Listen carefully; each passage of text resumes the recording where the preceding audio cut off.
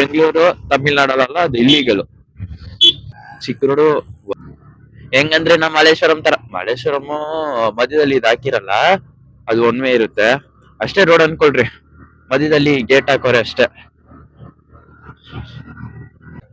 ತಮಿಳ್ನಾಡಲ್ಲಿ ಇವಾಗಲೇ first time ಅದು signal work ಆಯ್ತಿರೋದು ನೋಡ್ತಿರೋದು ನಾನು. ಕೇರಳದಲ್ಲಿ ಜಾಸ್ತಿ ಲಾಟ್ರಿ ಶೀಟ್ಗಳೇ ಸೇಲ್ ಆಯ್ತದೆ.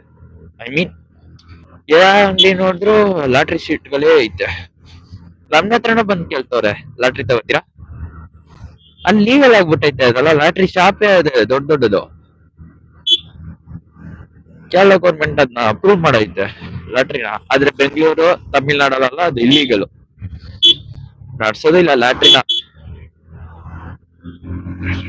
Mysuru left, Ooty right.